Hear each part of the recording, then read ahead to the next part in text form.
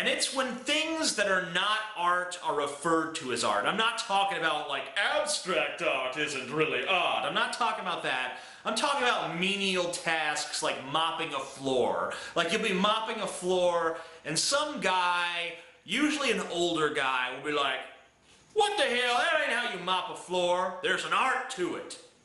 There's an art to eating biscuits. There's no fucking art to eating biscuits. There's no art to mopping a floor. If it was art, then it would be art. But it's not. So shut the fuck up." There's a word that people like to break out whenever you do something artistically that's even vaguely similar to something else, and that word is unoriginal. And it's always said in the snootiest of tones, like, "Oh, that is unoriginal. You're unoriginal. I can't believe that you would put out something so unoriginal. I thought you were original, but no, you're unoriginal." Who made you the arbiter of fucking originality? And don't you know that everything has pretty much been done before? I mean, can't we all agree that at this point in human history, we've pretty much done it all, and we're just tweaking things and slightly repackaging things? And, you know, sure, every once in a while, there's some fucking genius that comes along and reinvents the way we look at something, but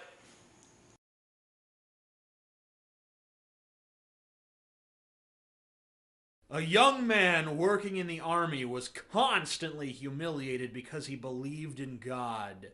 One day, the captain wanted to humiliate him before the troops. He called the young man and said, "Soldier, come here, take the key, and go park the jeep in front." The young soldier replied, "Sir, I cannot drive."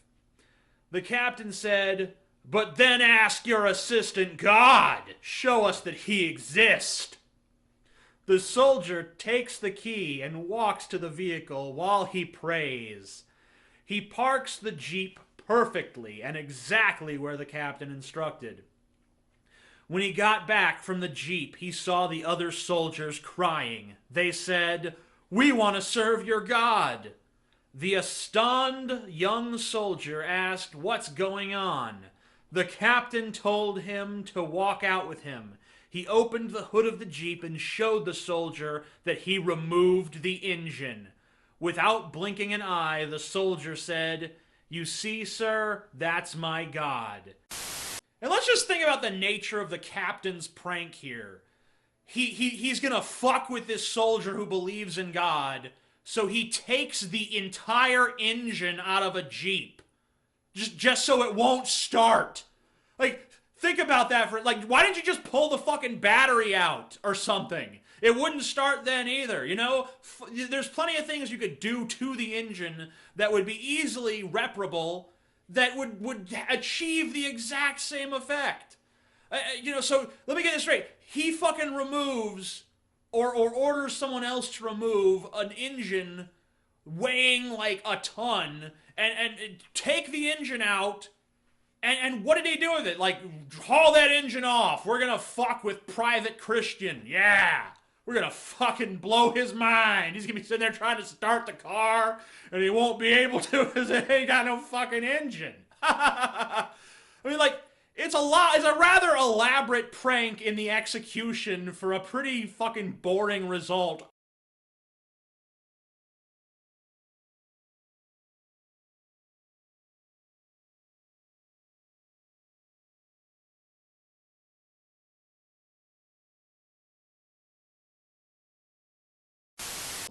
And the captain says, as this guy goes to start the car, he's like, "Yeah, why don't you ask for your fucking help from your assistant God?"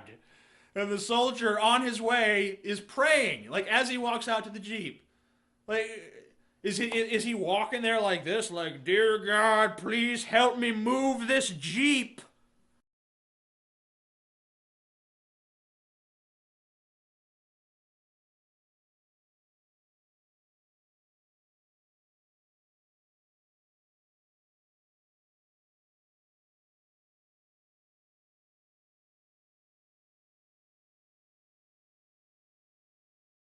I was reading an article on the Huffington Post that said Republican North Carolina state legislatures have proposed allowing an official state religion in a measure that would declare the state exempt from the Constitution and court rulings. Exempt from the Constitution. Here's what I say we do, and this is a calm, well-reasoned position I do believe.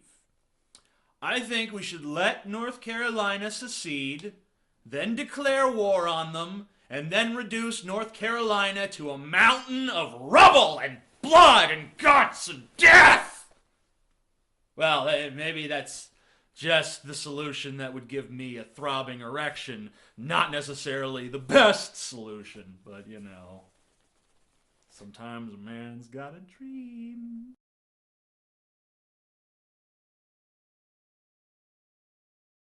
Jesse and Marty are sitting around looking at porn. Jesse says, "Whoa, Marty, doesn't your dad's web server have any parental controls or lockouts that he uses?" Oh, that's some real good dialogue there. Very realistic. Yeah, that sounds like something a teenage boy would say. Come on, man. You know I'm a Christian. I don't want to look at porno pages. Please, go back to the soccer site we were viewing. Soccer site? Soccer site? What the fuck is there to do at a soccer site? Hey, look. Soccer. Cool. The Evolution comic claims that evolution is responsible for racism. Not even kidding. Even though racist groups like the KKK are avowed Christians, and even though racism existed long before Darwin ever published his findings.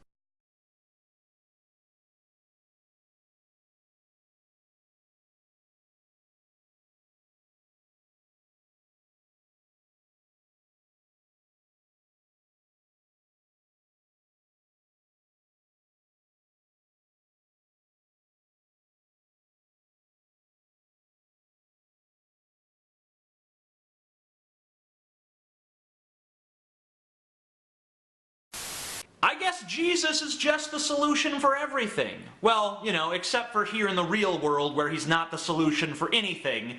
Well, that's not true. I'm being unfair.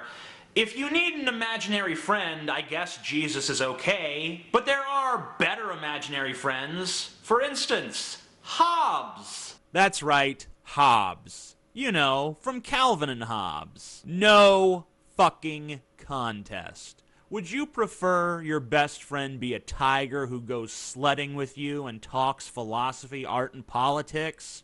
Or would you prefer to hang out with a skinny, naked, dead guy who never shuts up about the time he got tortured and makes you feel bad about it?